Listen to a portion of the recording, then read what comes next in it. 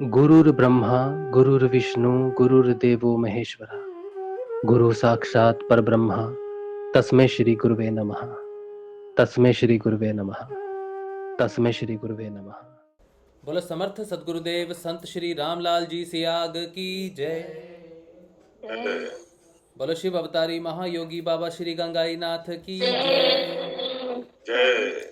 बोलो दशम अवतार कल की अवतार की जय। बोलो सनातन धर्म की जय। बोलो पलाना धाम की जय।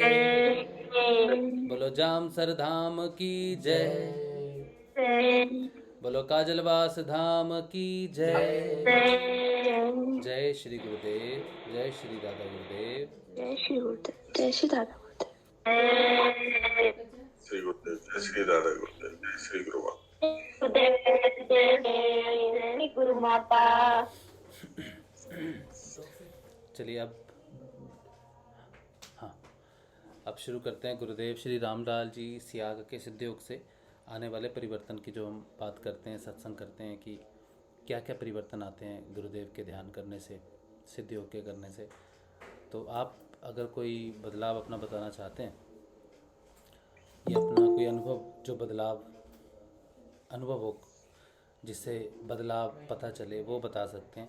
कोई प्रश्न अगर आपका है तो वह प्रश्न कर सकते हैं सिद्धयोग से रिलेटेड। कोई डाउट हो सकता है, कुछ भी अगर आपको लगता है मन में। जब हम साधना करते हैं तो बहुत सारे परिवर्तन आते हैं और 24 घंटे परिवर्तन आते हैं एक साधक में। उससे परिवर्तनों के लिए बहुत लंबा समय नहीं लगता। तो परिवर्तन जब आते हैं तो डेफिनेटली जिज्ञासा भी प्रकट होती है। तो कोई भी प्रश्न हो सकता है, एक छोटा से छोटा प्रश्न भी बड़ी से बड़ी समस्याओं को हल कर सकता है। तो अगर ऐसा कुछ प्रश्न हो, कुछ भी, तो बिना हिचक आप पूछ सकते हैं।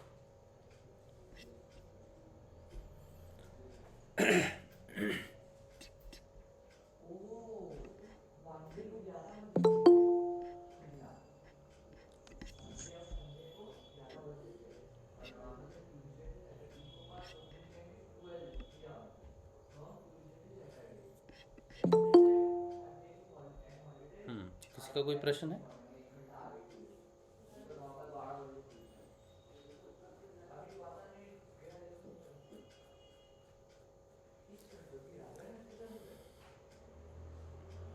नहीं है?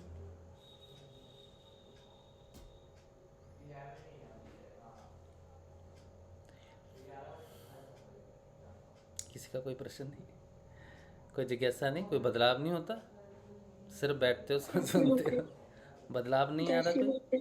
हाँ, जय श्री गुरुदेव जी, एक सवाल है मेरा। मैं पूछना चाह रही हूँ कि जैसे एक दिन आप बता रहे थे कि हम जितने भी साधक हैं, जो हमारे साथ हो रहा है वो होने दो। हमारे मतलब कोई पीछे छूटेगा या हमसे आगे जाएगा, जो हमसे देख। क्या बोल रहे हो? जो आगे जाएगा पीछे रहेगा, जैसे हम टूट जाएगा, हमसे कितने पीछे छूट जाएंगे। तो हमें अब जैसे हमारी गलती है, वो कह रहा है कि ये गलती है, तो हमें उसे नहीं मनाना।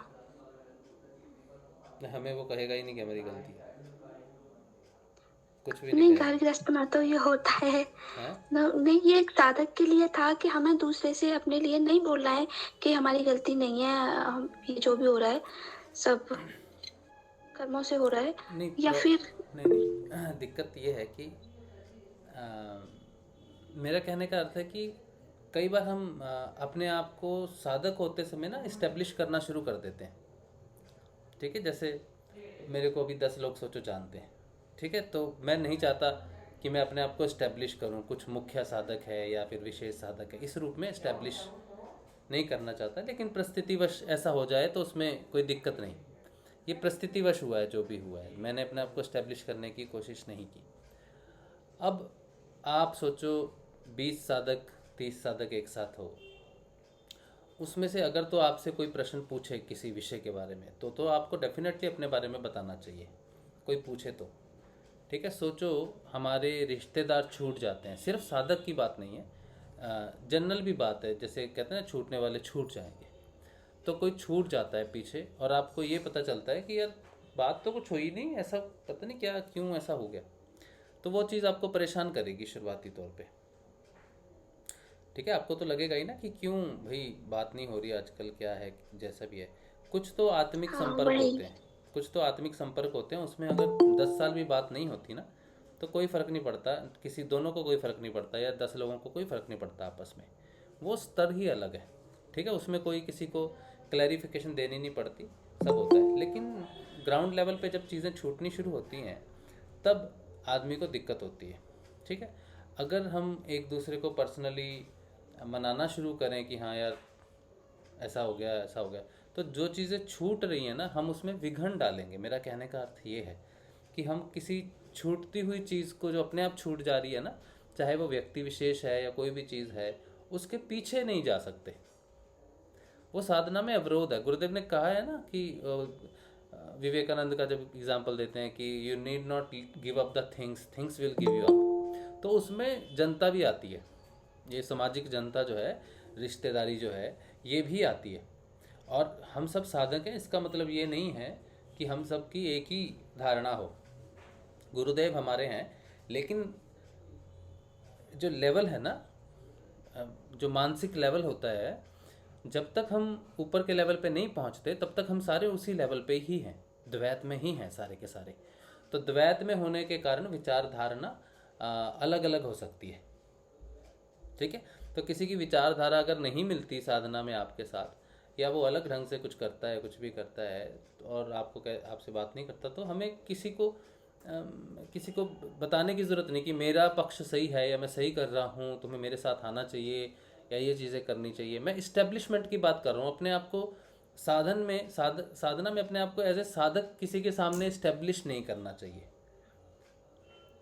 जी ठीक है, रिश्तेदारी जी में भैया जी। रिश्तेदारी में सोचो मेरे ताऊ जी मेरे से बात नहीं करते।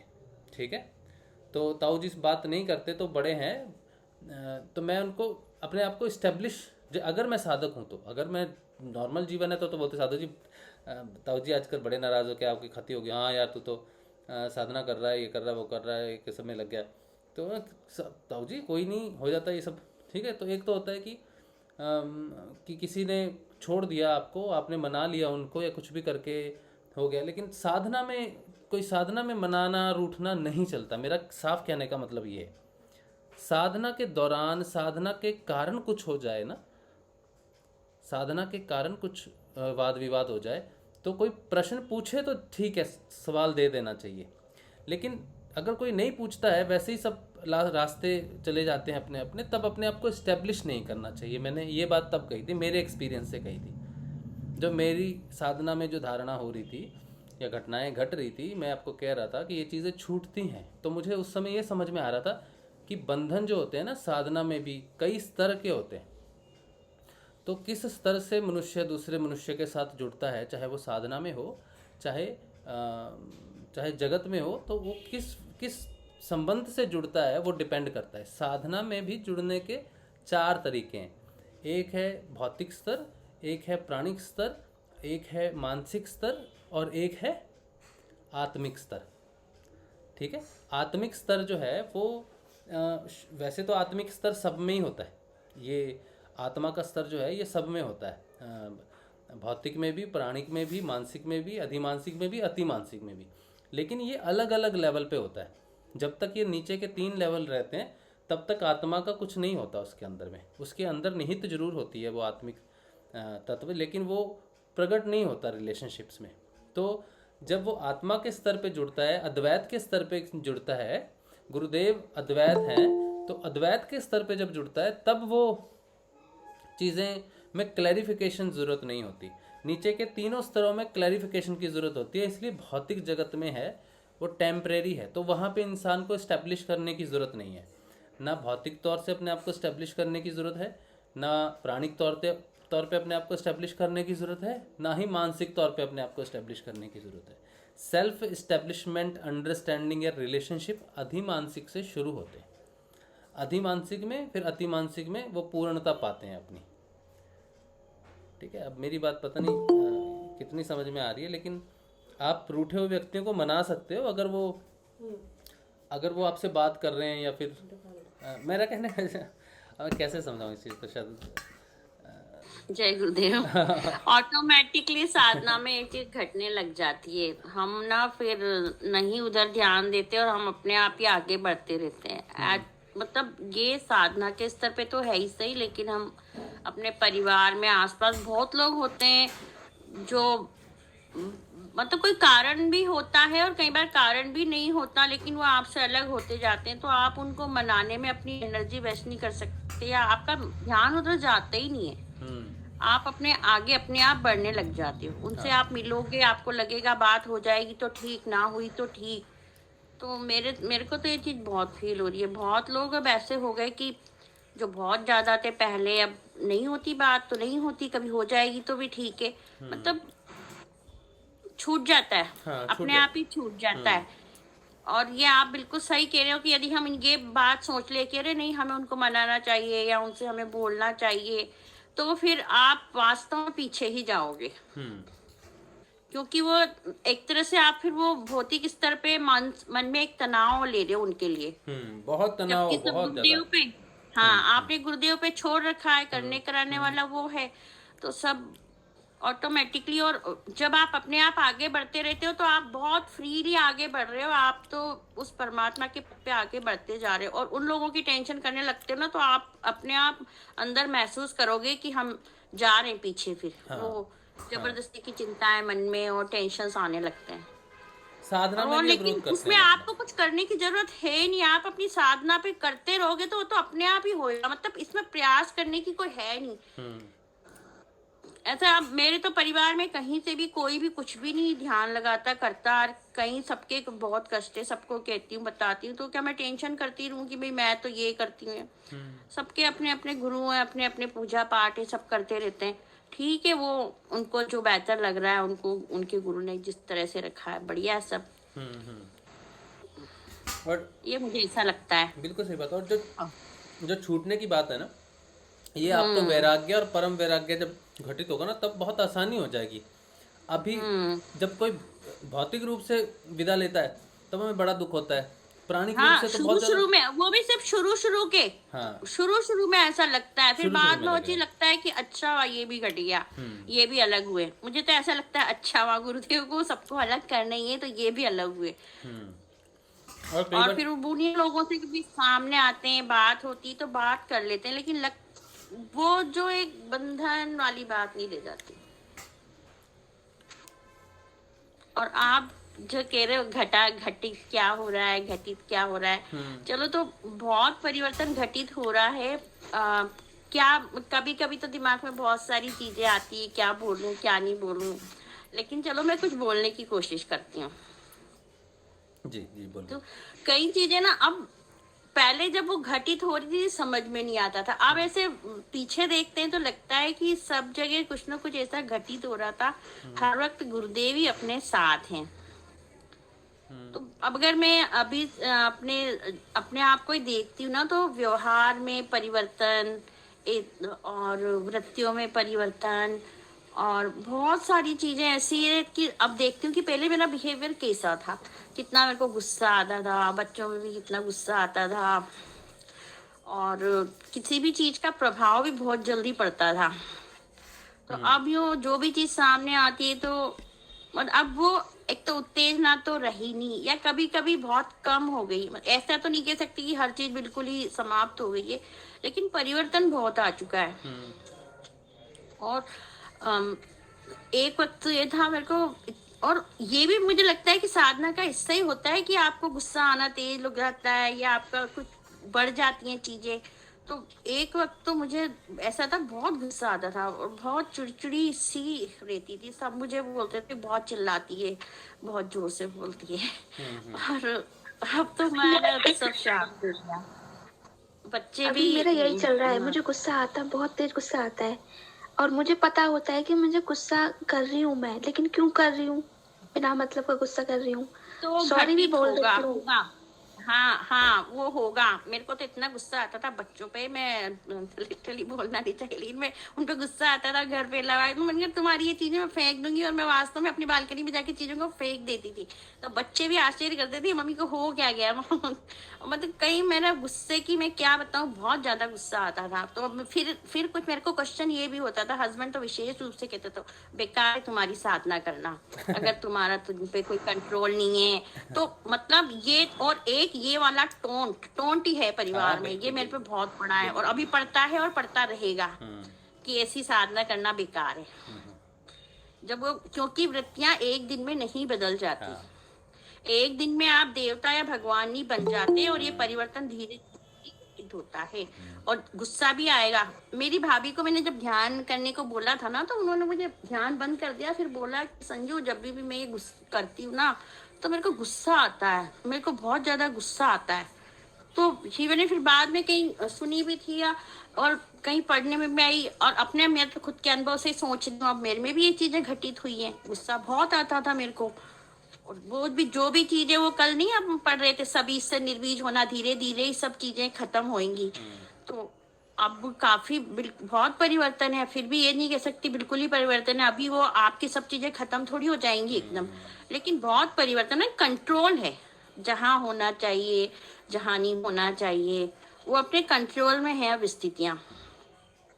और मतलब खान पान में भी बहुत चेंज हो चुका है अब, और वो सब अंदर से ही चेंज हो रहा है। और अपनी, और फिर वो चीज जो पहले घटनाएं घटी है ना, वो सब भी ऐसे दिखती हैं कि, और कई चीजें जैसे पहले मैं अब ये सोचती हूँ कि देखो आप कल एक बात कर रहे थे, सब कुछ याद आता है, छूट जाता है, बुक्स की इम्पोर्टेंसी।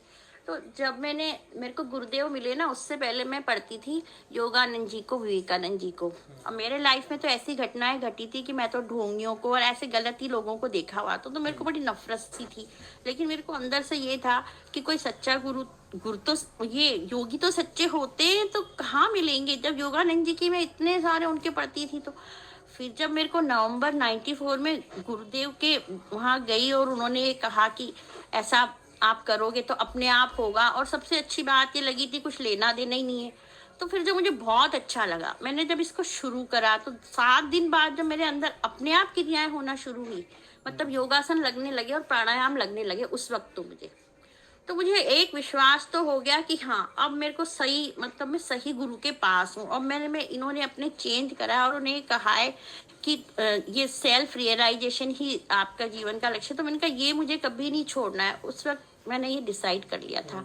लेकिन उसके बाद ऐसा नहीं है कि मेरे जीवन में दुख नहीं आए, कष्ट नहीं आए, आए तो सब कुछ। लेकिन मुझे अब ये रियलाइज होता है कि गुरुदेव ने हर वक्त मतलब मुझे पकड़ रखा था। ऐसी भी परिस्थितियां आई कि मेरा ध्यान, जिस रेगुलरिटी को मैंने कभी छोड़ा नहीं।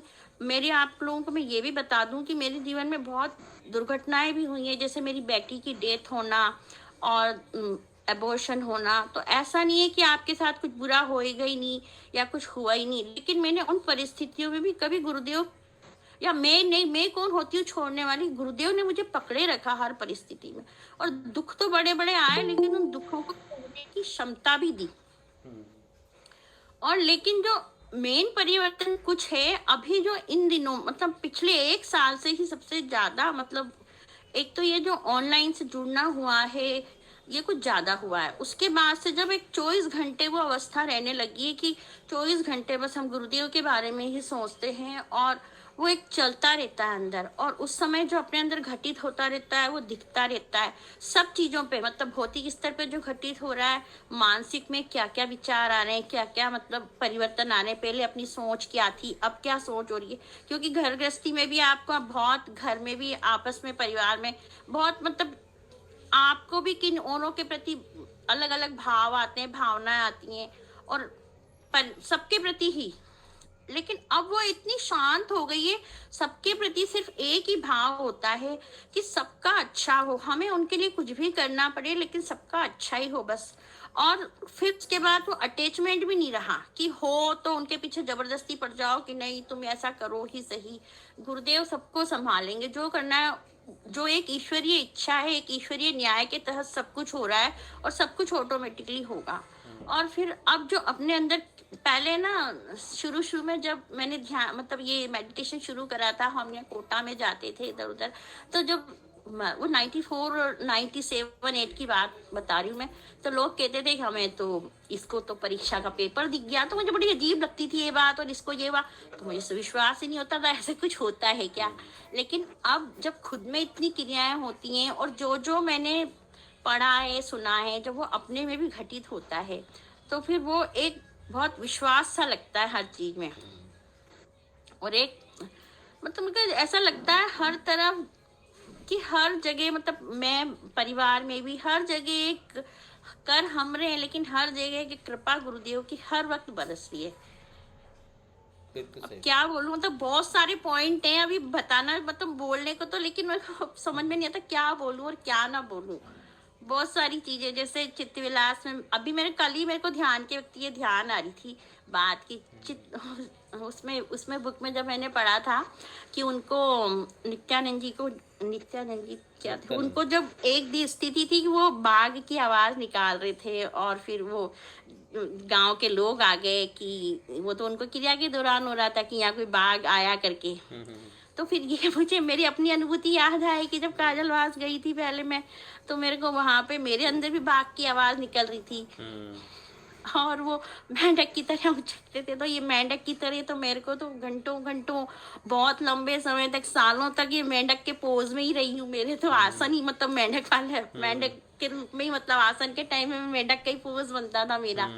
तो बहुत सारी चीजें, तो ये मतलब ये है कि धैर्य पूर्वक और दृढ़ विश्वास के साथ करने की साधना है, और सब कुछ आप में जो भी घटित होना है होता रहेगा बस। बिल्कुल और सही। परिवर्तन तो निश्चित ही आता है, और बहुत परिवर्तन आ रहे हैं, और बहुत ही मतलब वृत्तियों में, नेचर में, बहुत ही मन में एक हमेशा एक शांति सी रहती है, स्थिरता रहती है एक। जय गुरुदेव। जय गुरुदेव, जय गुरुदेव। बहुत अच्छी बात है, बहुत अच्छी बात है। देखो परिवर्तन तो बहुत है भैया जी, बहुत परिवर्तन है। अब कोई बात माइंड में आती है ना, जैसे कोई विचार आया या किसी के प्रति कोई बात, तुरंत विचार को हटाओ और मंत्र जाप शुरू। मतलब व्यर्थ के विचारों में अब ऊर्जा नष्ट नहीं होती। तुरंत होता है पहले। हाँ, पहले तो उल्टा होता था कि मतलब ये सोचना होता था कि विचार ना आए, मंत्र आ जाए, मंत्र आ जाए। अब मंत्र आ जाता है, विचार नहीं आते। पहले विचार आते थे, मंत्र नहीं आता था। फिर अपने मन को ध्यान करना पड़ता था कि अरे मैं तो मंत्र जाप कर रही थी, ये विचार कहाँ से आ गए। अब कोई विचार आता है तो तुरंत मंत्र आ जाता है। सही बात है, मंत्र हमेशा एक कवच की तरह घूमता रहता है। हाँ, तुरंत। सही बात बट है। ये गुस्सा उस्सा सा थोड़ा सा बस वही चल रहा है। ठीक है ना, वो ठीक है, उसकी कोई दिक्कत नहीं होती। देखो ना, संजीवनी बहन की जो यात्रा रही है, जय श्री गुरुदेव, 93 से इतनी लंबी यात्रा में उन्होंने साहस नहीं छोड़ा। मैं तो रियली, ये बहुत बड़ी बात है कि 93 से लेकर आज 22 आने वाला है, 2022 आने वाला है, और इतने साल हो गए, 29 साल हो गए उनको, और उन्होंने गुरुदेव के साथ ऊपर नीचे ज़िंदगी में इतने उतार चढ़ाव उनके आए, घटनाएं भी घटी। उनकी बेटी की, जैसे उन्होंने कहा, डेथ हो गई, अबॉर्शन हुआ, और भी पता नहीं कितनी घटनाएं होंगी, छोटी बड़ी परिवार में हुई होंगी। तो कभी कभी हो सकता है कि साधना कम पड़ी चली, लेकिन वो पकड़ के रखा गुरुदेव ने। इतने साल, इतने एक्सपीरियंसेस से होते हुए गुरुदेव ने पकड़ के रखा। और जब गुरुदेव ब्रह्मलीन हो गए, उसके भी 2 साल 3 साल के बाद अब वो ज़्यादा महसूस करना शुरू कर रही हैं, ज़्यादा फील करना शुरू कर रहे हैं कि अब जो लगन लगी हुई है इस समय, तो सही समय है। हर साधना में एक साधक का सही समय है, ज़रूरी नहीं है शुरू में ही सब कुछ हो जाए, क्योंकि ये एक यात्रा है।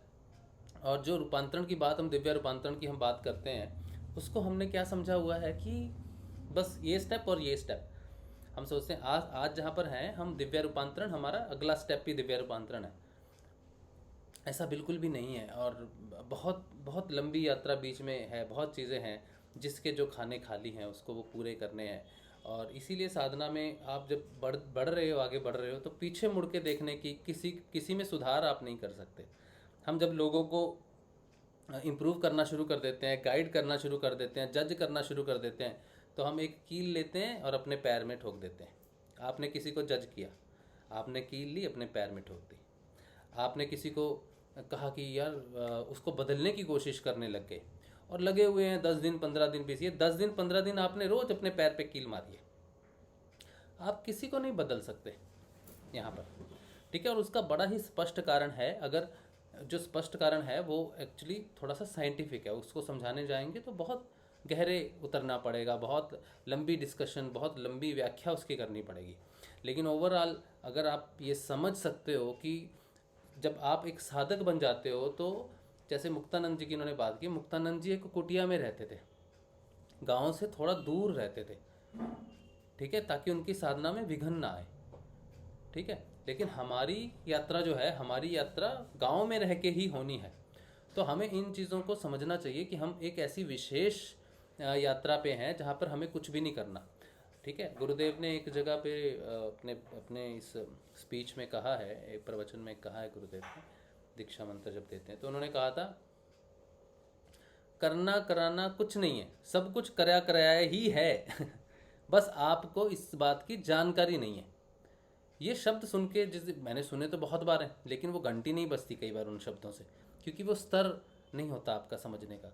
जब मैंने इस बात को गुरुदेव की सुना, फिर से कई बार सुन चुका हूँगा, 100 बार तो सुन ही चुका हूँगा, लेकिन इस बार जब सुना तो उन्होंने कहा सब कुछ करा कराया तैयार ही है, तुझे पता नहीं है बस, ठीक है, तुझे कुछ भी करना नहीं है। तो इसका मतलब है कि मैं एक यात्रा पे हूँ जहाँ पर गाड़ी अपने आप चल रही है, ठीक है। अब रास्ते में कोई उतर जाता है या फिर किसी को समझाने के लिए, बस तो चल रही है, गाड़ी तो चल रही है यात्रा पे, ठीक है। क्योंकि मैं साधना नहीं कर रहा, मैं ड्राइव नहीं कर रहा, गुरुदेव कर रहे हैं सब कुछ।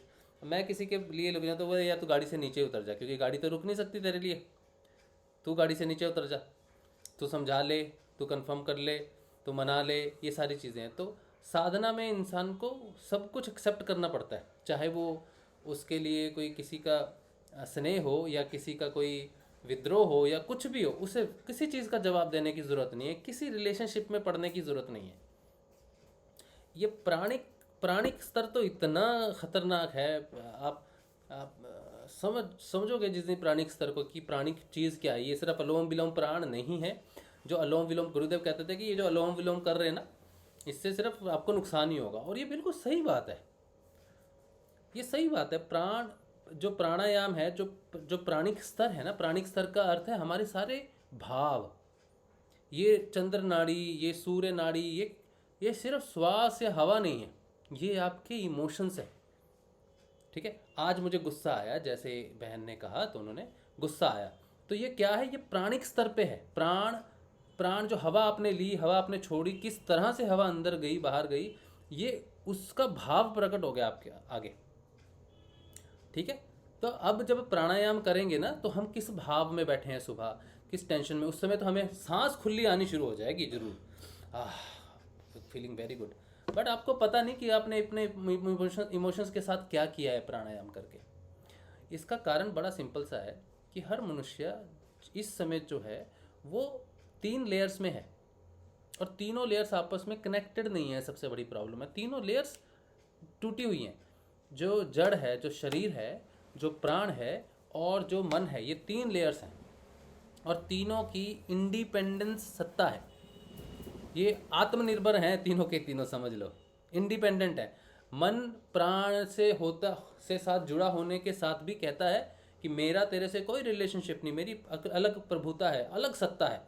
प्राण जड़ से आने के बाद भी, और प्राण मन से जुड़ा होने के बाद भी कहता है, ना तो मेरा तेरा मन से संबंध है, ना जड़ से, मैं स्वयं कुछ हूँ, मेरी स्वयं की एक सत्ता है, मेरा स्वयं का एक जगत है, तो मेरी आइडेंटिटी है प्राण की। और जड़ तो अपने बैठी हुई, वो तो कहती है भैया मेरे को तो कोई टच भी नहीं कर सकता। तो एक नॉर्मल इंसान में ये 3 स्तर हैं, तीनों अलग अलग हैं, ठीक है। कई बार कोई म्यूज़िक आता है ना, music for body mind and soul, ठीक है, योगा कीजिए to unite, to align your body and your soul, ठीक है, ऐसी कहते हैं ना वो जो इंग्लिश योगाज होते हैं। तो the yoga for your mind, yoga for your soul, yoga for your body, align them, they are not into alignment, और बहुत कुछ कहते हैं, ठीक है। और ये सत्य है कि अलाइनमेंट में नहीं है और अपनी अपनी प्रभुता है। अब मैं बैठा योगासन में और मैंने प्राणायाम शुरू कर दिया, ठीक है। प्राणायाम जो है वो मन को भी स्थिर करता है और शरीर को भी निरोग करता है, क्योंकि वो तीनों एक ही स्तर पे होने चाहिए। पहले तो तीनों में कोई भेद होना नहीं चाहिए। जिस इंसान के बीच में तीनों अलग अलग है और बैठ गया वो सिर्फ प्राणायाम करने के लिए, तो प्राणायाम का इफेक्ट डायरेक्ट मन पे पड़ता है, डायरेक्ट शरीर पे पड़ता है, लेकिन उनकी अलग अलग सत्ता है। मैं किसी पड़ोसी को पसंद नहीं करता, हालांकि हमारी एग्जिस्टेंस एक दूसरे के कारण ही हो, लेकिन ईगो के कारण वो आएगा और कुछ तोड़ फोड़ करेगा अपनी दीवार पे। मैं कहूँगा भाई तू क्यों कर रहा है अपने वहाँ पर, मेरे को यहाँ इधर आवाज़ आ रही है। वो बोल रहा भाई मैं अगर कर रहा हूँ तो पेड़ लगा दिया। चलो उसने पेड़ लगा दिया तो उसके पेड़ के छाया इधर आ गई। मैंने कहा भाई तूने पेड़ लगाया और मेरे घर में इधर आई, सारा ये टहनियाँ आ रही हैं। अब या तो इसको काट दो या मैं काट दूंगा। पेड़ लगाना तो अच्छी बात है, छाया तो अच्छी बात है, लेकिन वो उसको बर्दाश्त नहीं होगी क्योंकि वो उसको पसंद नहीं करता। तो इस समय करंट सिनेरियो हमारा यही है कि हमारा बॉडी, प्राण और माइंड ये तीनों इंडिपेंडेंट है।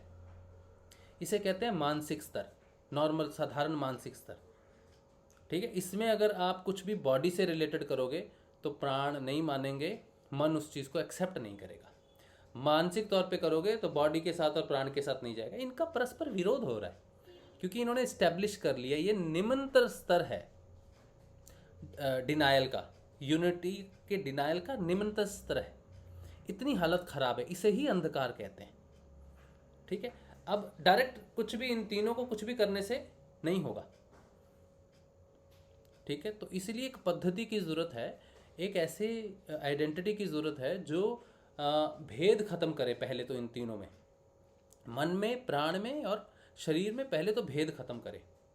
तो भेद खत्म करने के लिए आंतरिक ऊपर से डिवाइन नीचे आई है, क्योंकि उसको पार्थिव शरीर भी मानता है, क्योंकि उसके अंदर आत्म तत्व है, तो वो मानता है कि हाँ जी आप आओ। और प्राण भी कहते हैं हाँ जी हम तो आपके अधीन है, हमारे में अगर कुछ है, हम हैं इंडिपेंडेंट, है उसमें वो अहम, लेकिन वो इस चीज़ को एक्सेप्ट करता है कि नहीं मेरे ऊपर एक प्राण है, एक दिव्य आत्मा मेरे अंदर है। आत्मा को मानता है कि मेरे अंदर है। मन भी ये मानता है कि हाँ आत्मा का एक अंश मेरे अंदर है जिसके कारण मेरी उत्पत्ति हुई है। तो ये तीनों सरेंडर करते हैं अपने से ऊपर की सत्ता को, अपने से ऊपर की पोजीशन को, क्योंकि ये भौतिक है इसलिए इनका उस सत्ता से विरोध भी है, ठीक है। लेकिन कहीं जरा सी एक्सेप्टेंस है, 99 में 1% समझ लो एक्सेप्टेंस भी है, क्योंकि उसके बिना इनका सर्वाइवल नहीं है। इनको ये मालूम है कि अगर वो तत्व ही नहीं तो हमने, हमारी एग्जिस्टेंस खत्म। तो वो तत्व को मानते हुए भी 99% इनमें जड़ता है या फिर इनमें अभिमान है कि मैं अलग सत्ता हूँ। तो जब वो 1% दिव्य शक्ति नीचे उतरती है प्रभु के नाम के रूप में, स्पंदन के रूप में, तब वो मन में स्पंदित करती है और मन में प्रभाव डालती है, ठीक है। मन में प्रभाव डालना शुरू करती है, मानसिक तरफ प्रभावित होना शुरू होता है। फिर मन से प्राणों पे भी वो मन प्राण पे काम नहीं कर रहा, वो भौतिक सत्ता प्राणों पे कार्य कर रही है और उनमें बदलाव आ रहा है, और वही भौतिक सत्ता शरीर में जाके जड़ तत्व में काम करेगी।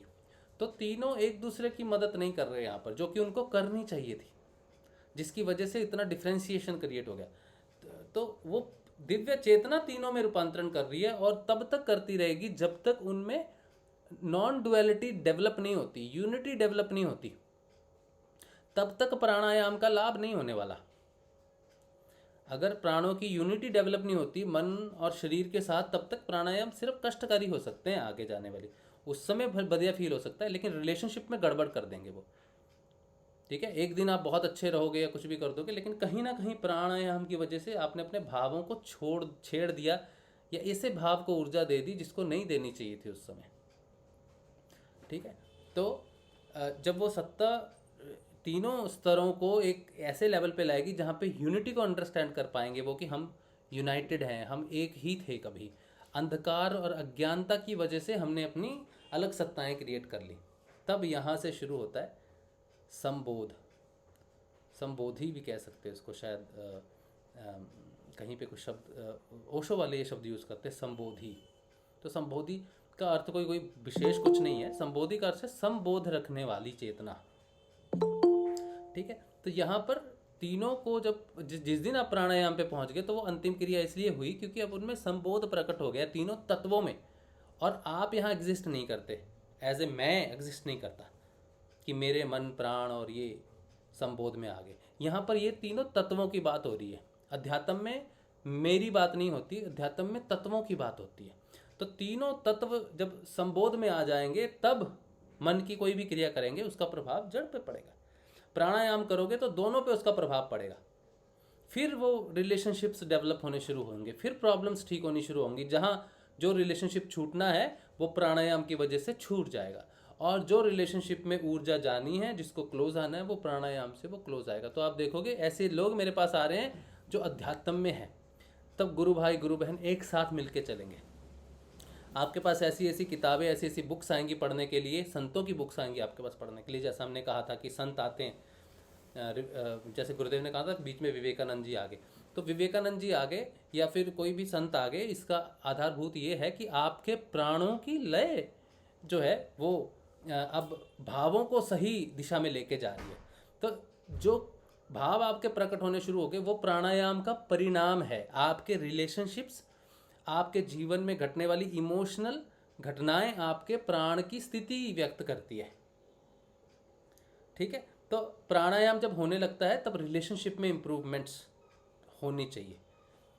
ठीक है, मन शांत होना शुरू हो जाना चाहिए हर स्थिति में। जैसे संजीवनी बहन ने कहा कि मन अभी शांत हो रहा है, तो उसका कारण है प्राण। मन में अपने आप शांत होने की शक्ति नहीं। मन में शांत तभी होगी जब प्राण नीचे अपने आप में प्रॉपर है, क्योंकि प्राण उसका बेस है। हालांकि मन और प्राण दोनों विरोध में रहते हैं, लेकिन मन ये भी जानता है कि मेरा बेस नीचे प्राण है। तो प्राण अगर सुनियोजित हो जाएंगे, मतलब अरेंज्ड हो जाएंगे, तो मन डिस्टर्ब नहीं होगा, बैलेंस्ड हो जाएगा।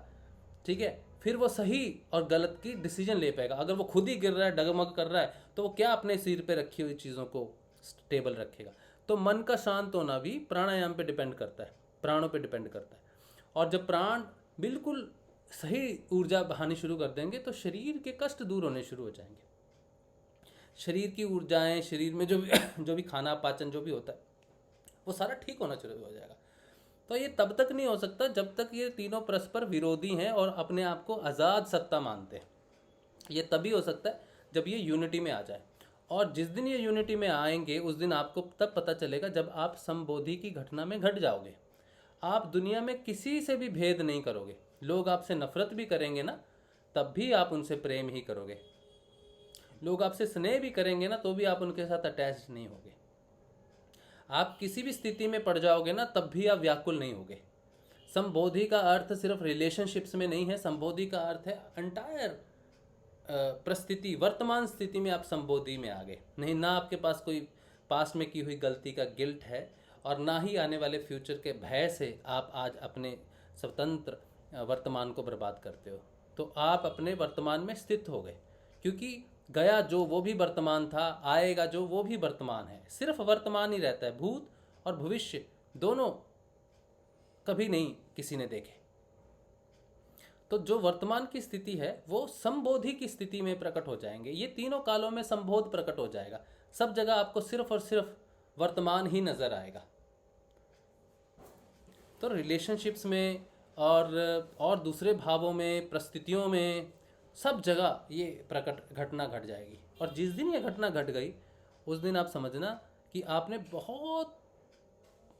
आप उस ब्रिज पे हो जिसके नीचे ये अथाह सागर समंदर है संसारिक, और ऊपर में अति चेतन है।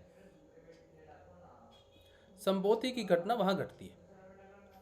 ये रूपांतरण नहीं है। संबोधि होना, संभाव प्रकट हो जाना, ये अति मानसिक नहीं है, पर ये बहुत बड़ी विजय है इंसान की।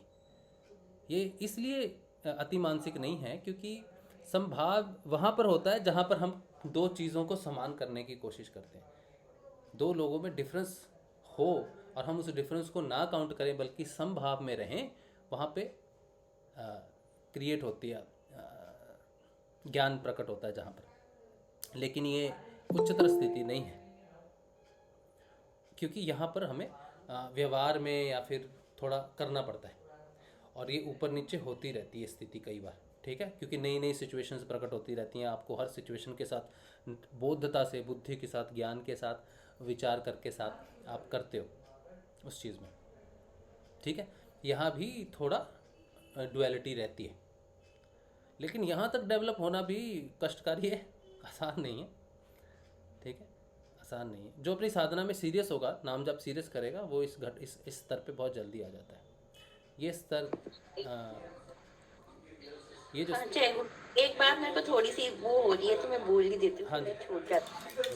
रिलेशनशिप में भी ना चेंज आता रहता है, मतलब उसमें परिवर्तन आया, टेंशन हुई और टेंशन, बहुत ज्यादा टेंशन हो जाती है, लेकिन बस आप साधना को पूरे उससे पकड़े रखो और चलते रहो और वो सब कुछ नॉर्मल हो जाता है।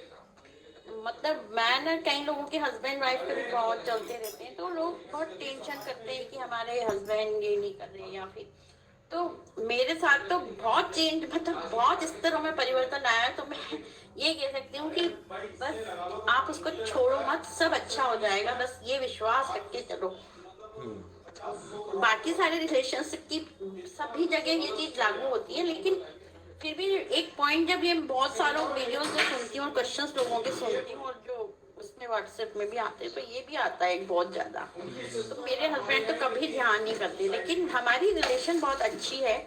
और वो कल एक बात, तो कल मेरे हस्बैंड बोल रहे थे कि मुझे समझ में नहीं आता कि मेरे जीवन में कष्ट बहुत आते हैं और बहुत बुरी बुरी, लेकिन जो मैं विकल्प सोचता हूँ वो नहीं होता, लेकिन जो होता है वो सबसे अच्छा होता है। कि ये एक मिस्ट्री मुझे समझ में नहीं आती, तो मैं मन ही मन सोच रही थी, मुझे तो समझ में आ रही है, सबकी थाम तो उसने रखा है। तो मतलब मेरे को ये बहुत ही दृढ़ से दृढ़ विश्वास होता जाता है मेरे को कि सब वो संभाले हुए है। और मुझे ये क्या थोड़ा उच्च प्रशासनिक उसमें ना, तो इनकी टेंशन रोज बहुत होती है, और बस मैं सिर्फ एक काम करती हूँ, उनकी हर बात सुनती हूँ और फिर जो मुझे बुलवाना होता है सोल्यूशन मैं बोलती हूँ। लेकिन कल ये बात ये बोल रहे थे कि ये मेरी मिस्ट्री है कि मेरी जिंदगी में आज तक कष्ट बहुत आए, लेकिन सबसे सोल्यूशन सबसे अच्छा निकलता है, बेस्ट होता है। तो मुझे बहुत अच्छा लग रहा था। और रिलेशनशिप को लेके भी यही है कि बहुत उतार चढ़ाव आते हैं, लेकिन अंत में सब अच्छा हो ही जाता है। जय गुरुदेव। जय जय। तो यही बात है साधना में जो रूपांतरण हमारे जीवन में जो हम बात कर रहे हैं कि मन, प्राण और जड़, ये तीनों इस समय परस्पर विरोधी पोजीशंस में रहते हैं और ये एक दूसरे के मनाने से मानते भी नहीं, जिसकी बहुत दिक्कत है। फिर हठ योग से योगी पहले निम्नतम स्तर पे अपना कंट्रोल पाता है, जो उसका शरीर है, फिर वो धीरे धीरे प्राण पे कंट्रोल करता है, फिर वो मन पे उससे अधिकार करता है। तो वो अधिकार करता है उस पर, उसको हठ से करता है सारी चीज़ें। ठीक है, तो वो भी जब करता है तो दृढ़ संकल्प से वो सारे कार्य करता है। सिद्ध योग में बिल्कुल उल्टा होता है। इसमें सिद्ध योग में एक डिवाइन, एक सत्ता, परम सत्ता स्वयं नीचे उतरती है, मन के माध्यम से मन में उतरती है, प्राण में और फिर नीचे, तीनों में फिर एक साथ वो उसका शोधन करती है और धीरे धीरे इनका स्टैब्लिशमेंट होता है, रूपांतरण होता है और फिर वो एक पोजीशन में आते हैं। जो रूपांतरण की जो स्थिति है ये ही कष्टकारी है, क्योंकि जब रूपांतरण हो रहा है तो बहुत सारी चीज़ें निकलती हैं, जुड़ती हैं, जुड़ के फिर टूट जाती हैं। तो हर चीज़ में एक लेसन है। ज़रूरी नहीं है कि कोई चीज़ आपके जीवन में आ गई तो वो बेस्ट ही आई, गुरुदेव ने मुझे ये घर दिला दिया, ये तो यही बेस्ट होना चाहिए, और फिर वो घर किसी वजह से नहीं रहता या कुछ भी होता, आप सोचते यार गुरुदेव ने दिलाया था तो ऐसा क्यों हो गया। वो भी एक हिस्सा है, आपके इमोशंस का हिस्सा है, आपके इमोशन को दृढ़ करने का हिस्सा है, अटैचमेंट को तोड़ने का एक हिस्सा होता है सिर्फ। ठीक है, तो जीवन में बहुत सारी चीज़ें आती हैं, जाती हैं, आती हैं, थोड़े समय के लिए रहेंगी, चले जाएंगी, तो परमानेंट कुछ भी नहीं है, ये भी एक लेसन है। तो जब आदमी पूर्ण रूप से ये चीज़ें सारी समझ जाता है, संसार को, हर चीज़ में उसका जो अटैचमेंट होता है वो हर चीज़ से टूटना शुरू होता है। तो एक्सपीरियंस, अब किसको कितना एक्सपीरियंस चाहिए डिटैच के लिए, उतना ही उसको कष्ट भी भोगना पड़ेगा, क्योंकि हम कई बार इतने इमोशनली अटैच होते हैं हर चीज़ों से कि एक के साथ इमोशन टूटा तो दूसरे के साथ तो है, दूसरे के साथ है तो तीसरे के साथ तो है, तो बारी बारी सबका ही तोड़ना पड़ेगा। लेकिन कुछ इंसान ऐसे हैं कि एक बार इमोशन को समझ जाएं, या साधना में अगर आप समझ जाएं कि ये अटैचमेंट को डिटैच करना ही होगा, चाहे कुछ भी, अगर कहें गुरुदेव ने दिया है, गुरुदेव ने दिया है, ठीक है, तो वो भी आपको अटैचमेंट में बांध देता है कि मुझे गुरुदेव ने दिया है तो मुझे बहुत अच्छा है। ये भी अटैचमेंट है, और उसको भी गुरुदेव को तोड़ना ही पड़ेगा। और सबसे ज़्यादा दिक्कत उस समय गुरुदेव को ही होगी कि इतना विश्वास कर रहा है, इस चीज़ पे कर रहा है, लेकिन मेन तो इसको बाहर निकालना है उस चीज़ से। अगर वो स्वयं बाहर आ जाए साधना से, मार्गदर्शन से, तो बहुत अच्छी बात है, नहीं तो उसको डिटैच करने के लिए वो घटना घटेगी ही घटेगी किसी प्रकार से। ठीक है, तो इट डिपेंड्स कि कौन कितना अटैच्ड है और कौन कितना डिटैच्ड है। ये बहुत बहुत ज़रूरी चीज़ होती है। अच्छा, चलिए, तो ये हम बात कर रहे थे कि हमें संभाव प्रकट होने की, संबोध प्रकट होने की एक प्रक्रिया चलती है, और हम जिस प्रोसेस में है वो स्वचालित प्रोसेस है। इसीलिए हम निम्न स्तरों में क्या घटनाएं हैं और क्यों वो घटती हैं उसमें जाके हमें इन्वॉल्वमेंट नहीं करना चाहिए, अपना समय व्यर्थ नहीं करना चाहिए। अगर मैं खुद कोई प्रोसेस कर रहा हूँ तो मैं जाके अपना समय किसी चीज़ में दे सकता हूँ, लेकिन जब मैं एक प्रोसेस में इन्वॉल्व हूँ जो मैं नहीं कर रहा, बस मैं उसके साथ बह रहा हूँ। सिद्धियों की साधना, गुरुदेव कहते हैं कि तुम्हें कुछ नहीं करना है, तुम्हें सिर्फ बहना है। तो मुझे एक्सेप्टेंस बहुत ज़रूरी है। मेरे साथ क्या परिस्थिति प्रकट हो रही है, अंदर बाहर क्या परिस्थिति प्रकट हो रही है, चाहे वो बीमारी के रूप में, दुख के रूप में, रिलेशनशिप्स के रूप में, इज्जत मान सम्मान अपमान जो भी प्रस्तुत हो रहा है, तो मैं सिर्फ उसका साक्षी बन सकता हूँ। मैं सिर्फ उसे देख सकता हूँ उस घटना को, लेकिन हस्तक्षेप करने जाऊँगा तो वो स्वचलित घटना में मैं अवरोध प्रकट करूँगा। यही बात कल्पना जी मैंने आपको तब कही थी कि मैं किसी भी चीज़ को करेक्ट करने नहीं जा सकता। जो भी घट रहा है वो करेक्ट ही घट रहा है, वो सही ही घट रहा है। आज मुझे हो सकता है वो सही ना लगे, लेकिन होने वाले 2 साल में मुझे वो सही लगने लग जाएगा। अगर मैं इंटरफेरेंस करके आज उसको सही करने की कोशिश करूँगा तो फिर वो वापस किसी और रूप से, किसी और व्यक्ति के माध्यम से वो घटना घटेगी। तो साधक के लिए, सिद्ध योग के साधक के लिए, जहाँ कुंडलिनी ही डिसाइड करती है, गुरुदेव ही आपके सारथी हैं, चलाते हैं, वहाँ पर आप में एक्सेप्टेंस होनी बहुत ज़रूरी है। ठीक है, तो दुख आते हैं जीवन में, एक्सेप्ट कीजिए उसको, गुरुदेव को नमस्कार कीजिए, प्रणाम कीजिए और कहिए कि जो भी लेसन इसमें है वो मुझे प्राप्त हो और मैं इससे आगे बढ़ूँ। कोई छूट रहा है, कोई कितना भी प्रिय है, उसको भी छोड़ देना चाहिए, उसको पकड़ के नहीं रखना चाहिए। ठीक है, उसमें सिर्फ गुरुदेव को नमन करना चाहिए। अगर ये चीज़ें आप में आ जाएंगी ना, तो आप हृदय को बहुत आसानी से जीत लोगे, प्राणों को बहुत आसानी से जीत लोगे। ठीक है, फिर मन को जीतना आसान हो जाएगा, और जिसने मन पर विजय पा ली वो फिर आध्यात्मिक जगत में प्रवेश करेगा। हम आज तक जितने भी साधक करते हैं, अध्यात्म की बातें करते हैं, ज्ञान की बातें करते हैं, सिद्धयोग करते हैं, लेकिन अध्यात्म में प्रवेश होने वाली एक बात है। चाहे हम कोई भी रचनाएं, बहुत सारे गुरु भाई गुरु बहन बहुत सारी रचनाएं लिखते हैं, कुछ नहीं लिख पाते बिल्कुल भी। कुछ बहुत ज्ञान की बातें करते हैं, कुछ बिल्कुल नहीं कर पाते। किसी का ध्यान बहुत अच्छा लगता है, किसी का बिल्कुल नहीं लगता। किसी को देवी देवताओं के दर्शन होते हैं, किसी को कुछ भी नहीं होता ध्यान में। ये सारी स्थितियां जो हैं ये एक ही हैं, इसमें भिन्नता कहीं भी नहीं है, क्योंकि इसमें साक्षात्कार जो है वो अलग चीज़ों का है, घटनाओं का है, कविताओं का है, देवी देवताओं का है। इस सब चीज़ों में द्वैत है। जब मैं ध्यान में बैठ के कुछ अनुभव करता हूँ या मुझे ध्यान लगता है, ये द्वैत का अनुभव है, और द्वैत जब तक है तब तक अध्यात्म होता नहीं। तो अध्यात्म में प्रवेश करने के लिए संबोध होना ज़रूरी है। ध्यान एक ऐसी अवस्था है जो 24 घंटे बनी रहेगी आपकी, हर समय आप ध्यान में रहते हो, और वो स्थिति भी बहुत समय के रहने के बाद तब आप जब अध्यात्म में प्रवेश करोगे तब वो अलग बात है। तो ये सारी घटनाएं, विशेष घटनाएं, अनुभूतियाँ, रचनाएं और ज्ञान, भक्ति, वैराग्य, प्रेम, सब कुछ ये सारा इस जगत का है। अध्यात्म जगत में जब कोई प्रवेश करेगा तो उसकी अवस्था बिल्कुल अलग होगी। ठीक है, वो बिल्कुल आपको स्पष्ट नज़र आएगा व्यक्ति की वो अध्यात्म जगत में प्रवेश कर गया है। वो अध्यात्म जगत में प्रवेश करने का अर्थ है कि उसने अपनी मृत्यु को जीत लिया है। मृत्यु उस पर प्रभाव नहीं कर पाती, या संसार में किसी की भी मृत्यु उसको प्रभावित नहीं कर पाएगी। वो व्यक्ति ने लास्ट विजय जो प्राप्त की है, तब अध्यात्म में प्रवेश माना जाएगा। अनुभूतियों से या किसी विशेष सिद्धि से या किसी विशेष विशेषता से या प्रमुखता से या फिर कुछ भी एक दुनिया के सामने एक विशेष आपकी पोजीशन होने से आप अध्यात्म में प्रवेश नहीं कर सकते। अध्यात्म में प्रवेश करने का अर्थ है विजय पर जीत, प्राप्त करना। उसके बाद आपको समझ में आएगा कि मृत्यु के बाद जो संसार है, जहाँ पर आपको जाना है, यानी कि अब आपको पता चल गया कि ये जो शरीर है ये सिर्फ एक वस्त्र की तरह है, और जो आत्मा है वो कहाँ जाएगी मरने के बाद। अब आप गुरुदेव की कोई स्पीच सुनोगे ना, उसमें आपको ये बात मिलेगी, आ गए हो दुनिया में ये जानते हो, लेकिन मरने के बाद कहाँ जाओगे जानते हो? नहीं जानते।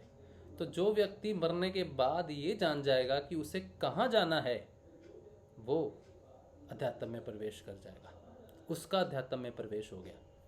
वो कह सकता है कि जा मरने से जग डरे, मोरे मन आनंद, कब मरी हो कब पाई हो पूर्ण परमानंद।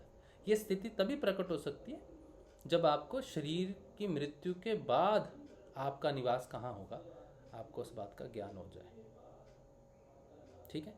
और भौतिक स्तर पे कई बार मुझे कमेंट आया था, बड़ा ही शब्द तो बहुत अच्छे यूज़ नहीं किए गुरु बहन ने, लेकिन मैं प्रश्न को प्रश्न की तरह ही मुझे लेना चाहता हूँ, उनके शब्दों पे ध्यान नहीं देना चाहता। वो एक व्यक्तिगत धारणा हो सकती है, एक व्यक्तिगत पॉइंट ऑफ व्यू हो सकता है, जो संसार का होता ही है सबका। उनका प्रश्न मैं पता नहीं मुझे लेना चाहिए कि नहीं लेना चाहिए, तो वो मैं दूसरे शब्दों में लेने की कोशिश करता हूँ उसको, क्योंकि वो जो जिस तरह से उन्होंने रखा उस तरह से मैं उस चीज़ को नहीं रख पाऊँगा। गुरुदेव और गुरु माँ दोनों राधा और कृष्ण हैं, इस बात पे संदेह उनको था। तो हम जब भौतिक उनको मैं जवाब दे रहा हूँ कि भौतिक स्थिति जो हम देखते हैं, जो हम देख सकते हैं, वो टेम्परेरी है। उसके आधार पे राधा और कृष्ण की व्याख्या हो नहीं सकती। अगर हम भौतिक आधार पे देखें कि ये राधा है, ये कृष्ण है, ठीक है, तो हम ये नहीं कह सकते कि हाँ यही राधा कृष्ण है, क्योंकि हमारी नेत्रों में, हमारी पंच इंद्रियों में, हमारी ज्ञान की धारणा में उतनी शक्ति नहीं है कि हम उनको आइडेंटिफाई कर सकें। वो तो हमारी मदद करते हैं, हमारे विश्वास से हम कहते हैं कि मेरे गुरुदेव श्री कृष्ण है, मेरी माँ राधा है, गुरु माँ राधा है, ये मैं अपने विश्वास से कहता हूँ।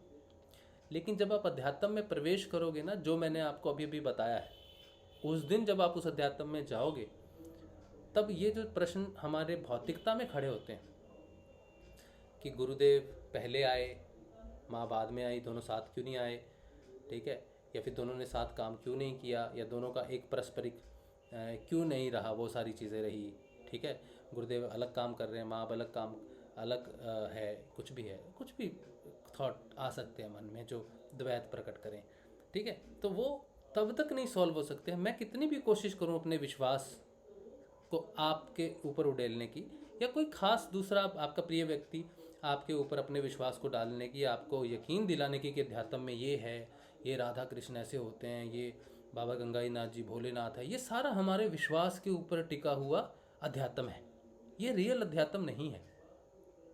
मैं इनको मानता हूँ ये बाबा श्री गंगाई नाथ जी भोलेनाथ है, ठीक है, मैं इनको मानता हूँ कि ये श्री कृष्ण का अवतार है। ये मेरे विश्वास की धारणा है जिसके ऊपर मुझे विजय पानी है, अपने विश्वास के ऊपर, अपने जड़ के ऊपर विजय पानी है। अगर मैं इस काबिल हो जाता हूँ कि मेरा विश्वास बहुत दृढ़ हो जाता है और मैं इन पे विजय पाता हूँ, तब मेरे को अध्यात्म में प्रवेश मिलेगा। अध्यात्म में प्रवेश होकर अपनी मृत्यु से परे जाके मैं जब देखूँगा कि ये वो हैं जो त्रिगुणातीत हैं, सच में यही वो रूप लेके आए हैं, तब कन्फर्मेशन होगी, मेरी बीमारी ठीक होगी, क्योर ठीक होगी। ये मेरे विश्वास का, मेरे पार्थिव जगत का सत्य है। अध्यात्म अनुभूति, जो अध्यात्म का जो साक्षात्कार है ना, जिसे नहीं होता वो अध्यात्म को डिफाइन नहीं कर पाता।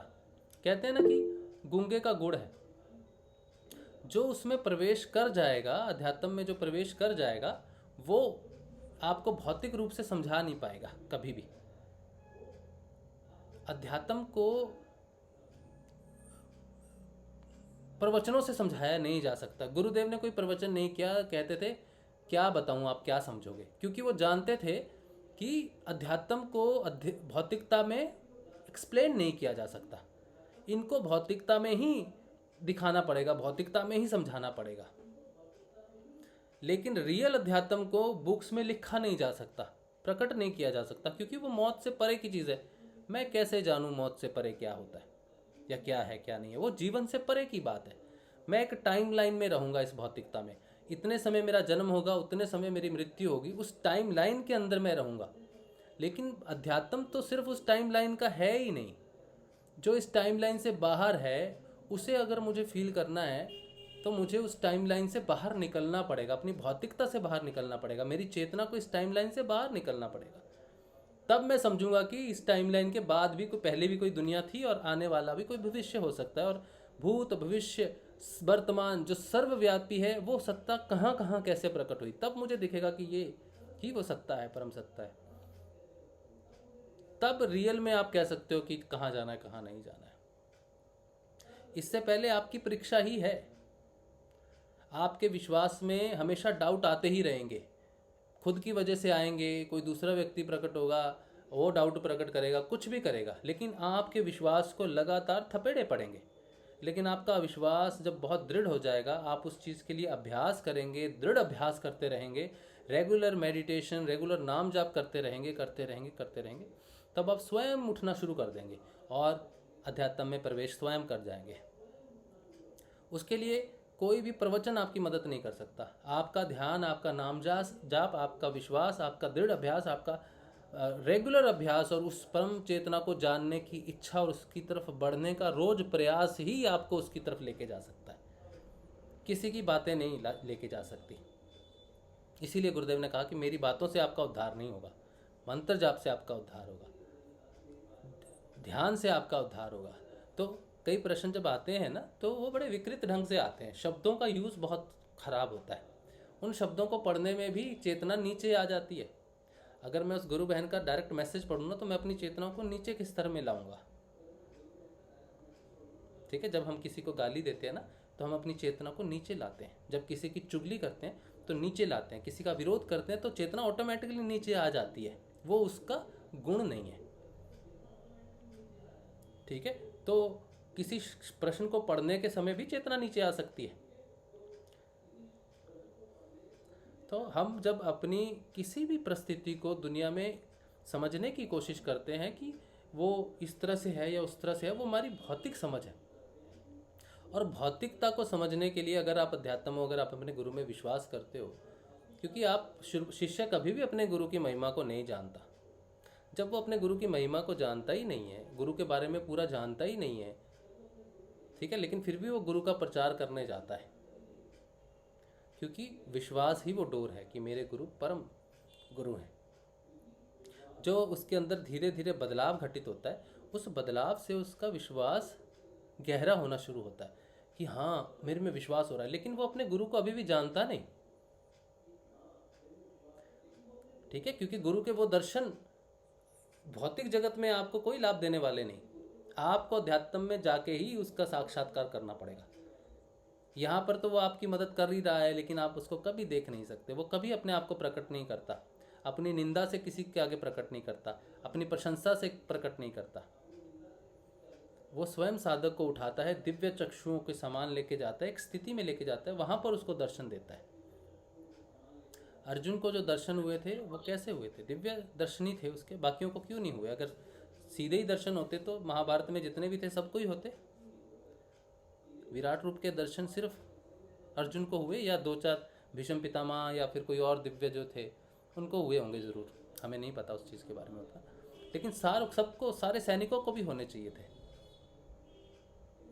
तो कृष्ण ने अर्जुन को भौतिकता में नहीं कुछ भी दिया, वो उनको टाइम लाइन से बाहर, भौतिकता से बाहर लेके अपने बारे में समझाया। तब अर्जुन को समझ में आया कि हाँ भौतिकता क्या है और अध्यात्म में ये कौन है।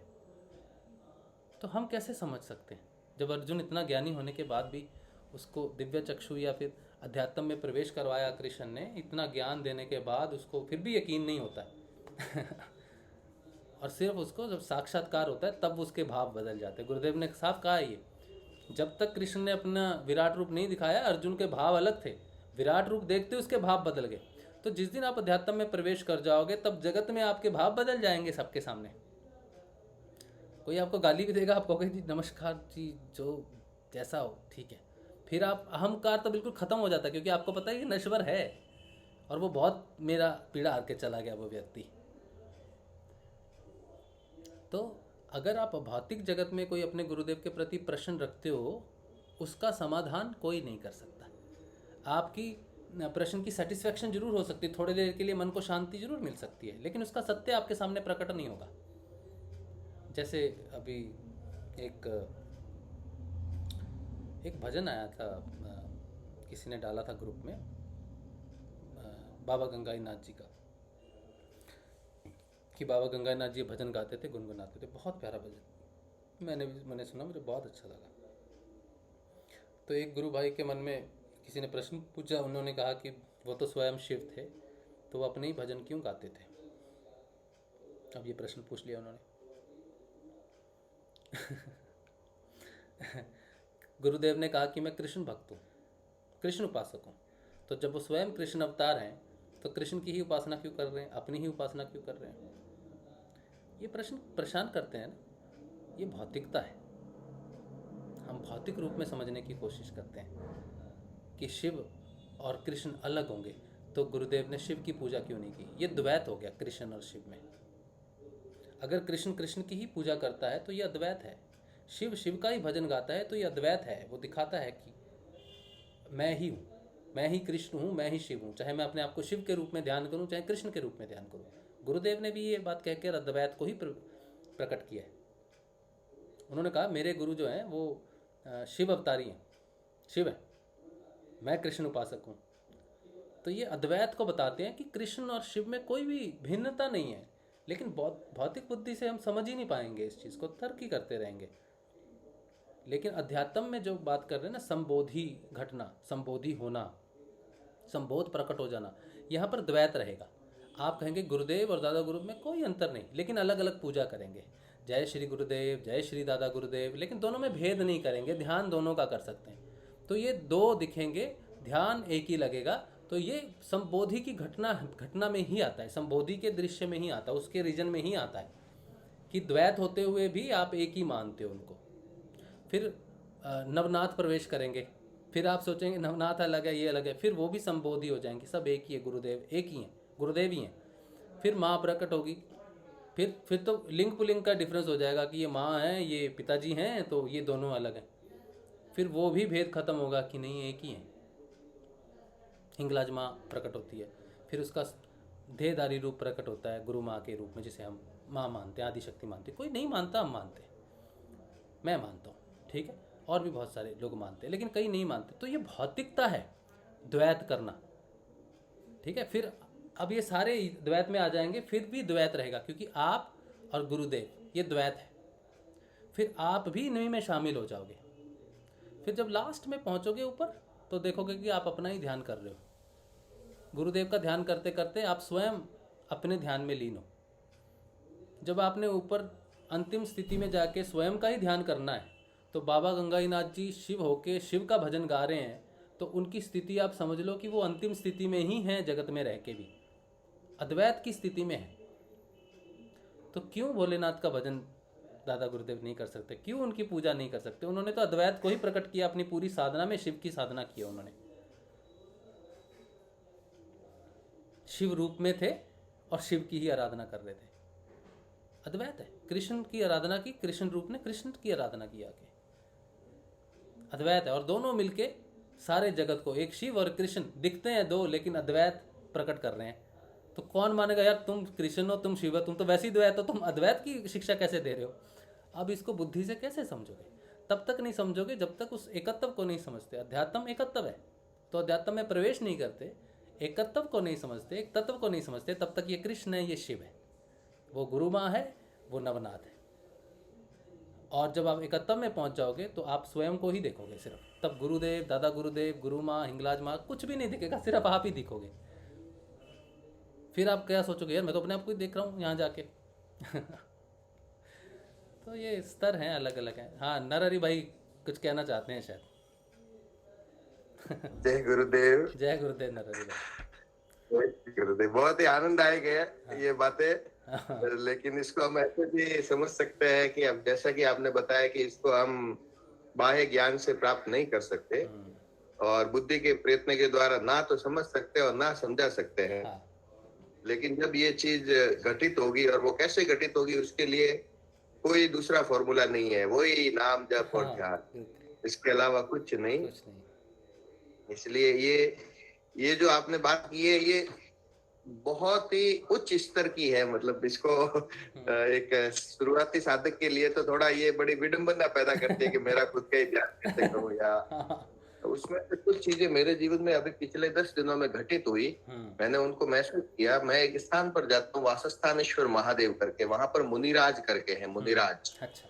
है ना, वो सिद्ध हुए। जो जब तक वो शरीर थे ना, तो बहुत ही सरल रूप में, और लोगों को डंडा रखते थे, मारते भी थे, और उनका भजन अलग प्रकार का था। हाँ।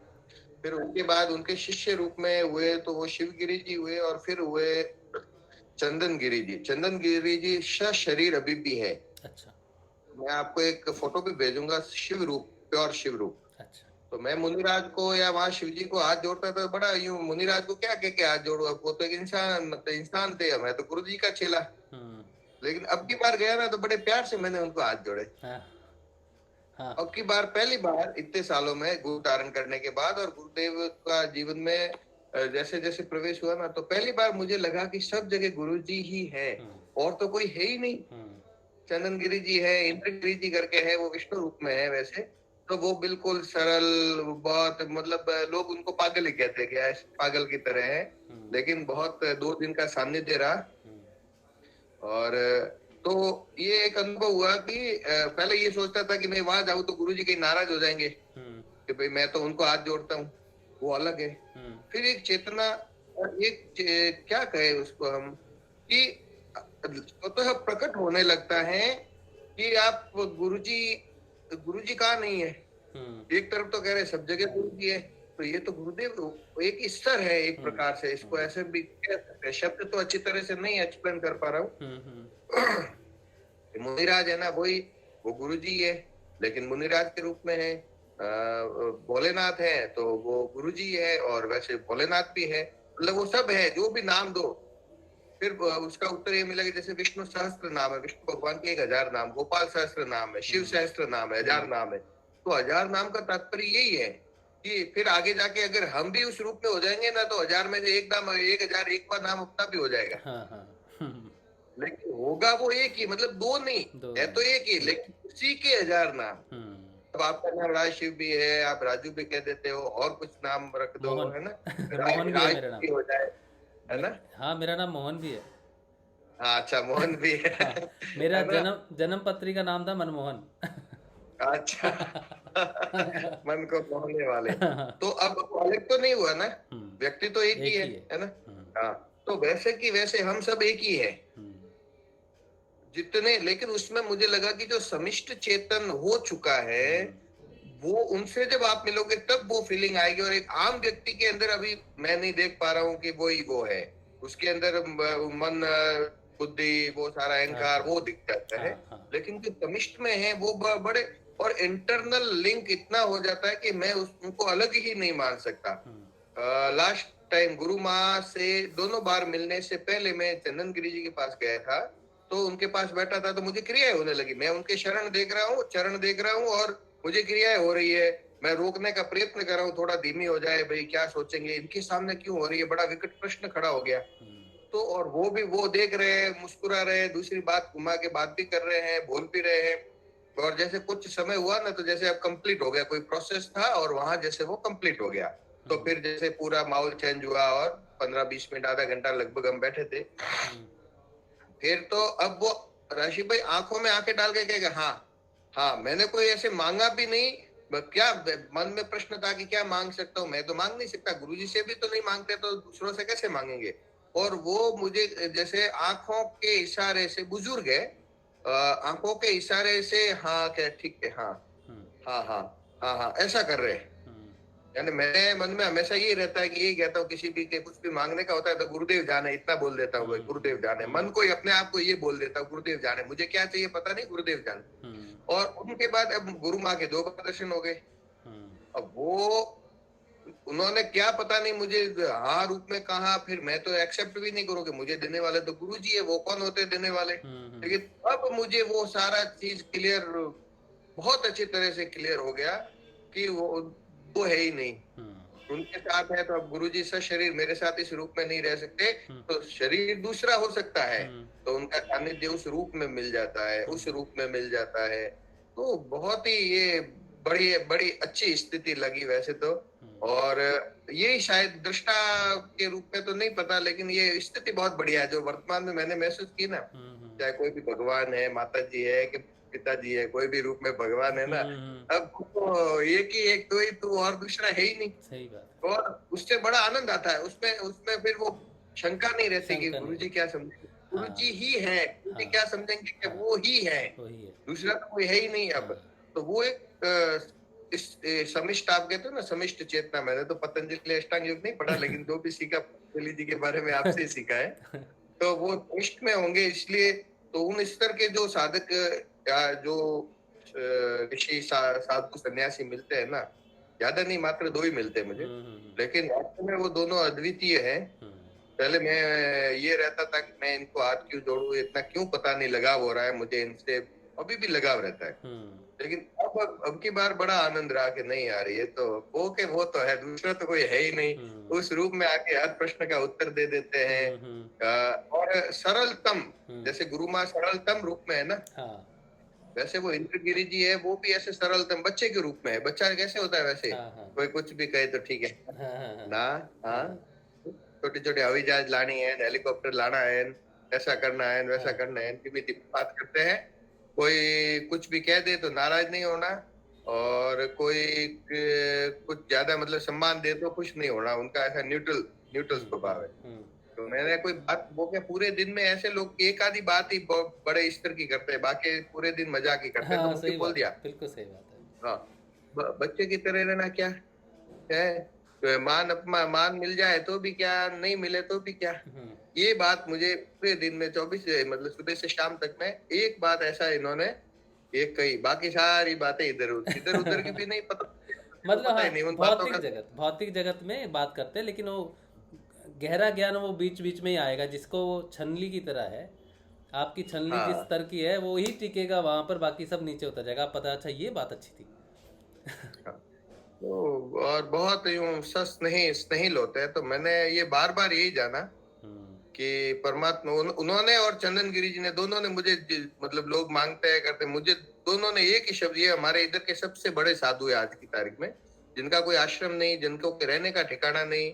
और इंद्र गिरी जी तो राशि भाई ऐसे है कि अब शाम का खाना गाड़ी में बैठे चल रहे हैं, चौराहे से पहले पूछो किधर जाना है बाप जी, तो पता नहीं, चौराहे पे आए अब इधर ले ले, मतलब एक सेकंड पहले डिसीजन नहीं है, वो ऑन द पॉइंट, अभी ये करना है, अब इधर चलो के चलो, हाँ, इतना ही मतलब वर्तमान में उनका वो कोई प्लान नहीं, कोई सोचा हुआ प्रोग्राम नहीं, कहाँ खाएंगे क्या खाएंगे, कौन तो देता है, कहाँ से हो जाता है। और लोग भी बहुत मानते हैं, और पैसा लोग उनको बहुत देते हैं, और वो बच्चों को बांट देते हैं। परसों की तारीख में उनके पास 30-40 हजार रुपए आए होंगे। अच्छा। और वो ऐसे ही बच्चे को बुला के 500 की नोट, किसी को 100 की, 50 की, ऐसे एक सबको देते हैं। किसी दुकान से कोई प्रसाद दी है, किसी ने दी है तो वो भी बांट देते हैं, अपने पास कुछ नहीं रखते। एक नीचे खाली पहना हुआ है, ऊपर कुछ भी पहन लेते हैं। तो फिर वो लगता है कि वास्तव में वो इतने, मुझे तो वहां गुरुदेव को मैंने बार बार धन्यवाद दिया, इतने कठिन योग, हठ योग के द्वारा अब वो जिस स्थिति में पहुंचे हैं, वो ज्ञान हमें गुरुदेव बैठे बैठे दे रहे हैं। मतलब मैं तो गुरुदेव को प्रणाम किया बहुत दिल से, आत्मा से। मैं देखो, घर बार छोड़ा, परिवार छोड़ा, जंगल में रहे, और अभी भी सुबह शाम कब क्या खाने को मिलेगा कोई पता नहीं, कहाँ जाना है, कहाँ सोना है वो भी पता नहीं, क्योंकि घर नहीं, कोई आश्रम नहीं, कोई जगह नहीं, कोई फिक्स जगह नहीं, घूमते रहते हैं। उसके बावजूद वो उस स्थिति को प्राप्त करते हैं, उस ज्ञान को प्राप्त करते हैं, उस परम चेतना को प्राप्त करते हैं। और गुरुदेव हमें सारा सब कुछ घर पे बैठे बैठे ऐश आराम करते करते, खाते पीते आनंद के साथ दे रहे हैं। मैं सच कह रहा हूं, मेरी पूर्ण जानकारी के अनुसार, कि ऐसे गुरु कहीं नहीं है, कहीं आज तक नहीं हुए। राशि भाई बहुत कठिन मार्ग है, बहुत कठिन। उनका जीवन आप एक बार एक दिन उनके साथ रह लो और उनके रहन सहन को देख लो, तो लगेगा कि मतलब उस तरफ आप जाना ही नहीं चाहोगे, यार ऐसा कैसे करे। ऐसा परिवार छोड़ के ठीक है छोड़ दिया, जंगल में रहना तो कोई ठिकाना तो होना ना भाई, कोई छत तो हो नहीं ना कि वहां जाके अपन सोएंगे, नहीं।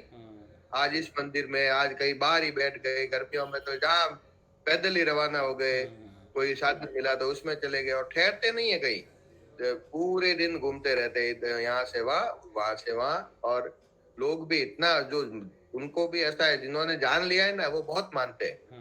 वो मतलब उनको ढूंढते हैं तो नहीं मिलते हैं, और उनको मिलना होता है तो मिल लेते हैं। तब मैं कहा भगवान तो शरीर अवतार लिए थे और वापस उन्होंने तो शरीर भी छोड़ दिया, तो फिर ये लोग कौन होते हैं? तब पता चला कि नहीं, वो परमात्मा नाना रूपों में आपके साथ है, बिल्कुल सही एक बात। रूप में नहीं, अनेक रूपों में वो पुनः पुनः पृथ्वी पर उद्धार करने के लिए, हम जैसे जीवों को तारने के लिए, और पुनः पुनः आते हैं। और वो हमें इसलिए गुरुदेव बताते हैं कि देख बेटा, इतना कठिन मार्ग है और उसके बावजूद भी उस स्थिति में पहुंचे, और मैं तुम्हें कितना सहज दे रहा हूँ, तो भी क्या मेरे से नाम नहीं जपा जा रहा, मेरे गुरुदेव टांग ठीक नहीं हुई, मेरी वो ठीक नहीं हुई। अरे सब कष्ट होते हैं सच। मेरा प्रश्न था, मैंने कहा पता नहीं कि साधना इतनी होती होगी, मच्छर नहीं काटते होंगे। एक बार ऐसा प्रश्न आया, तो चंदन गिरी जी बैठे थे, तो उनको मच्छर ने काटा मेरे आंखों के सामने, और उन्होंने ऐसा किया, और वो दापड़ भी हुए थे, ऐसे मच्छर काटते हैं ना, सूजन, वो भी देखी।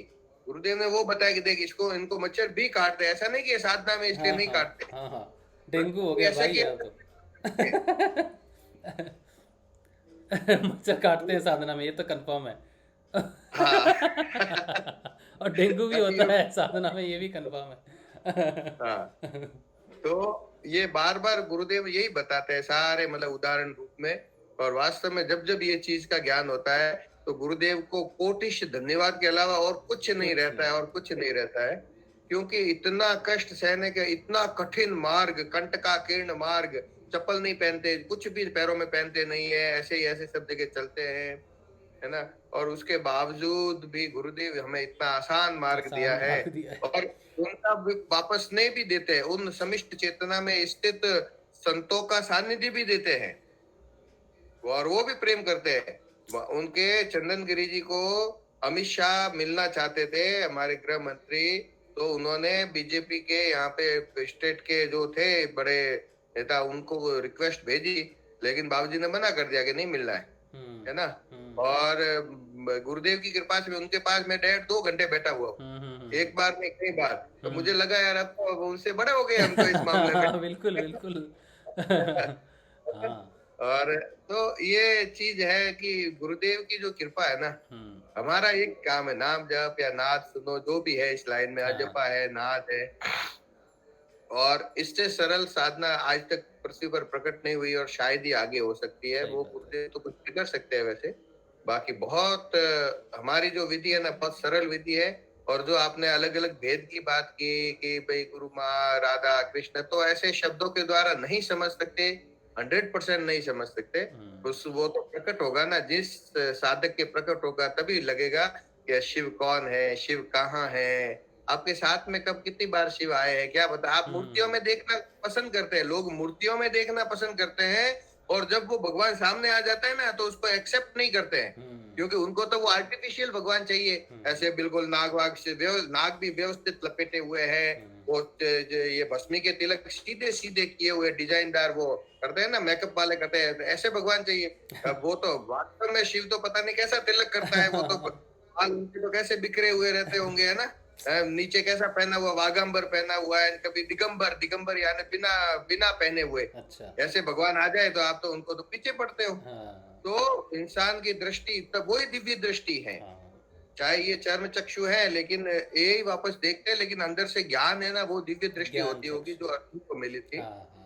भगवान सामने आता है, उसको तो भगाते हो, और फिर पत्थर की मूर्ति के सामने जाके प्रार्थनाएं करते हैं भगवान, क्योंकि उनको तो आर्टिफिशियल भगवान चाहिए, असली भगवान, असली वाला नहीं चाहिए।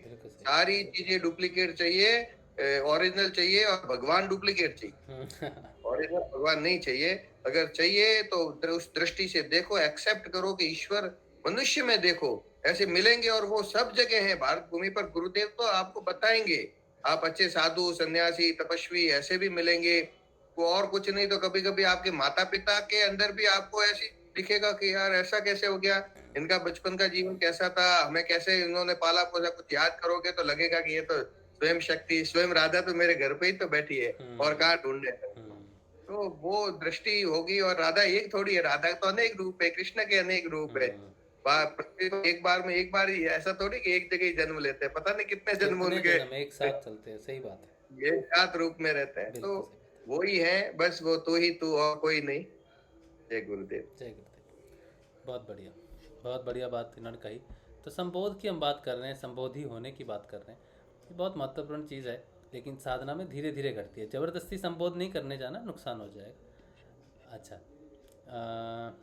जय गुरुदेव। 29 तारीख को हम लोग जा रहे हैं हम सर। लोग बना दिया प्रोग्राम माँ ने, और क्या चाहिए? जी, माँ ने बना लिया। बहुत बढ़िया। सुमन भी जा रही है। अच्छा, 29 को पहुंच जाओगे क्या? जी 29 को शाम को पहुंच। आप आ रहे हो संजीवनी जी? अभी तक प्लान नहीं है, अभी तो बना लो ना, लटका रखा है। बना लो। गुरुदेव बुलाएंगे, माँ बुलाएगी। हाँ, गुरुदेव ने तो बुला रखा है।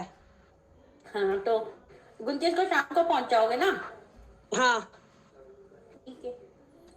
बहुत मेरा भी देखते हैं क्या करते हैं गुरुदेव। परिवार का कोई मैं एक तो- सदस्य भी चले जाए ना, तो परिवार का रिप्रेजेंटेशन हो गया। लाइव करवाऊंगी, अगर हो सका तो ध्यान वहाँ पे कुछ हुआ तो। ठीक है, ठीक है, ठीक है, जरूर। मेरे मोबाइल में है। हाँ, पक्का। बहुत बढ़िया। बहुत बताइए आपको कि आपकी टिकट बनवा दी गुरुदेव ने। धन्यवाद। जाके जय दर्शन गुरुदेव। करके आइए। जय श्री गुरुदेव, जय श्री गुरुदेव। सोनी कह रही हैं कुछ। सोनी का प्रश्न है, एक तो नाथ संप्रदाय के सन्यासी जो श्वास पर जोर देते हैं वो हठयोगी कहलाते हैं। बिल्कुल सही है। और फिर वो कह रहे हैं कि आत्मज्ञान होने पर सबसे अभेद ज्ञान स्वरूप हो जाता है कि वह सब बाहर ही है, ब्रह्म ही है, एक ही है, उसका सारा विस्तार है, भिन्नता मात्र भ्रांति है, इस भ्रांति का मिटना ही ज्ञान है। क्या वही सत्य है? बिल्कुल सत्य बात है। भ्रांति का मिटना ही, अज्ञानता में भी ज्ञान रहता है, उसका अ हट गया, वो ज्ञान स्वरूप हो जाता है।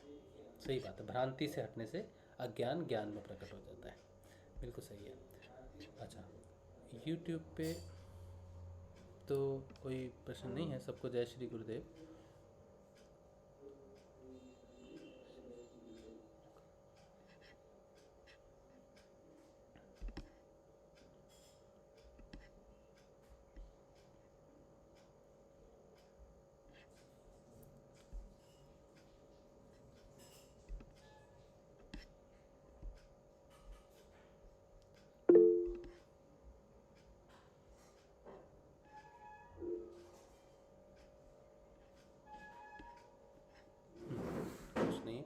सब शांति से बैठे हैं, बहुत अच्छी बात है।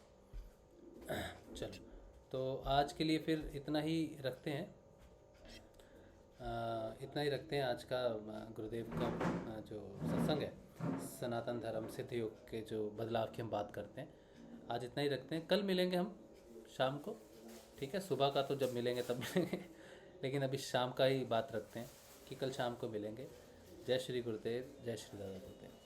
अभी तुम्हारी तबीयत क्या? ठीक है, ठीक है, ठीक है, ठीक है। पर अभी भी फुल्ली वो वापस चिल्लाने वाली बात नहीं आई अभी। एनर्जी लेवल का थोड़ा कम है। हाँ, एनर्जी लेवल अभी फुल्ली रिस्टोर नहीं हुआ है, ऐसा कह सकते हैं।